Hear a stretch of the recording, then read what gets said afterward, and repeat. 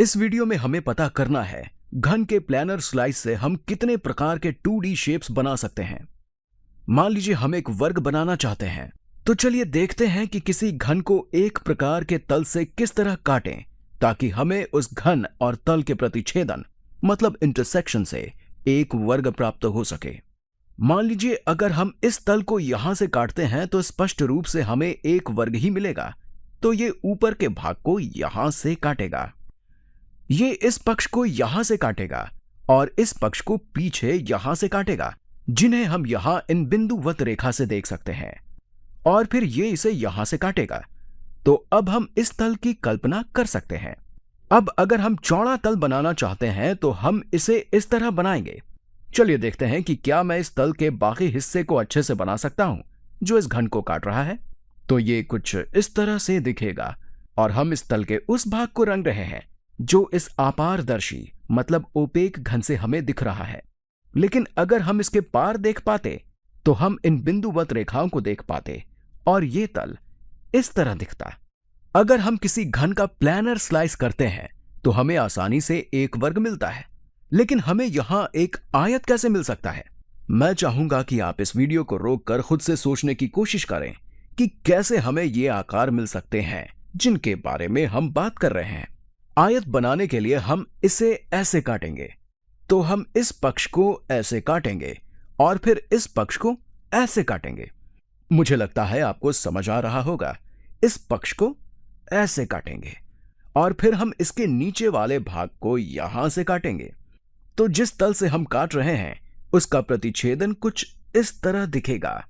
मान लीजिए ये वो तल है जिससे हम काट रहे हैं, तो इस तल और हमारे घन का प्रतिच्छेदन यानी इंटरसेक्शन एक आयत होगा।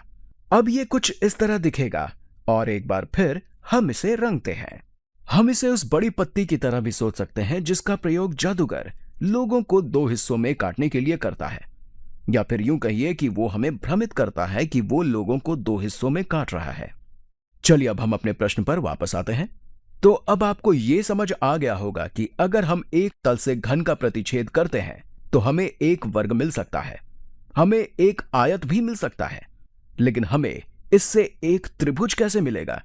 आप इसे करने की कोशिश कर सकते हैं, ये इतना मुश्किल नहीं है। अगर हम इस भुजा को यहां से काटेंगे, इस भुजा को यहां से काटेंगे और इस भुजा को यहां से काटेंगे तो हमें एक त्रिभुज मिलता है। हम यहां इस तल को पूरा बना सकते हैं, लेकिन मुझे लगता है कि आपने अनुमान लगा लिया होगा कि ये एक त्रिभुज है। हम यहां कई प्रकार के त्रिभुज बना सकते हैं। हम एक समबाहु त्रिभुज यानी इक्विलैटरल ट्रायंगल बना सकते हैं। अगर इसकी लंबाई इस लंबाई के बराबर होगी और इन दोनों की लंबाई इस ऊपर वाली लंबाई के बराबर होगी तो ये एक समबाहु त्रिभुज होगा। अगर हम इस बिंदु को आगे तक बढ़ाते हैं तो हमें एक समद्विबाहु त्रिभुज मतलब आइसोसेलेस ट्रायंगल मिलेगा, और अगर हम इस बिंदु को यहां तक करते हैं तो हम समकोण त्रिभुज के निकट पहुंच जाएंगे, लेकिन यह पूर्ण रूप से एक समकोण त्रिभुज नहीं होगा क्योंकि अभी भी ये कोण 90 डिग्री से कम होगा। तो हम 90 डिग्री के निकट जा सकते हैं, लेकिन यहां सटीक समकोण नहीं मिल सकता है, और क्योंकि हमें 90 डिग्री नहीं मिल सकता है इसलिए निश्चित रूप से हम 91 डिग्री के निकट भी नहीं जा सकते हैं। इसलिए हम यहां अधिक कोण त्रिभुज मतलब ऑब्ट्यूज ट्रायंगल नहीं बना सकते हैं, लेकिन हम यहां समबाहु, समद्विबाहु और विषम बाहु त्रिभुज बना सकते हैं। तो हम कह सकते हैं कि हम यहां अनेक प्रकार के न्यून कोण त्रिभुज मतलब एक्यूट एंगल ट्रायंगल बना सकते हैं। चलिए अब कुछ और दिलचस्प चीजें करते हैं। क्या इस घन को तल से काटने पर हमें एक पंचभुज यानी पेंटागन मिल सकता है? मैं चाहता हूं कि आप इस वीडियो को रोककर इस बारे में सोचकर देखें, क्योंकि यह बहुत ही रोचक है। क्या एक तल से घन को काटने पर हमें पंचभुज मिल सकता है? चलिए पता करते हैं। तो इस तरह हमें एक पंचभुज मिलेगा।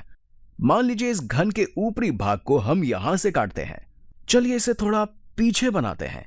तो हम घन के ऊपरी भाग को यहां से काटेंगे, इस पीछे के भाग को इस तरह काटेंगे और इस पीछे वाले भाग को हम इस तरह काटेंगे।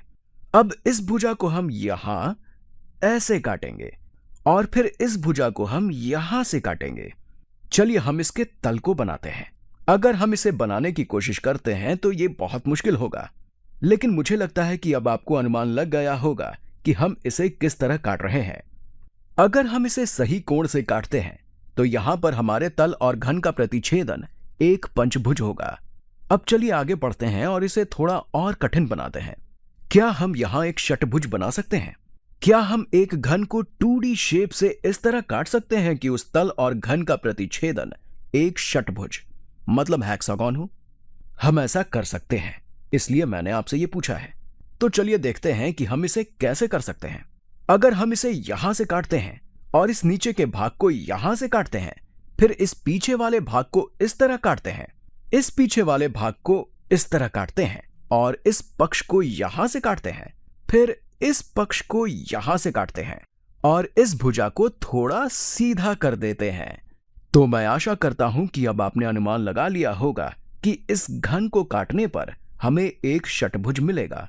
मुझे लगता है अब आप अच्छे से समझ गए होंगे कि हम एक घन से क्या कर सकते हैं, खासकर तब जब हम इसे एक बड़े प्लानर ब्लेड से काट रहे हों। जब हम इसके बारे में सोचते हैं तो एक घन की 6 भुजाएं और 6 पृष्ठ यानी सरफेस होते हैं, और जब हम इसे तल से प्रतिच्छेद करते हैं तो हम इसके कितने भी पृष्ठ को काट सकते हैं। प्रत्येक बार जब भी हम इसके किसी पृष्ठ को काटते हैं तो वो एक भुजा बनाती है। यहां हम इसे 4 भुजाओं में काट रहे हैं, यहां हम 4 पृष्ठ को 4 भुजाओं में काट रहे हैं, और यहां हम इसे 3 भुजाओं में और इसे 5 भुजाओं में काट रहे हैं। यहां हम घन के नीचे के भाग को नहीं काट रहे हैं और यहां हम घन के सभी 6 पृष्ठ को 6 भुजाओं में काट रहे हैं।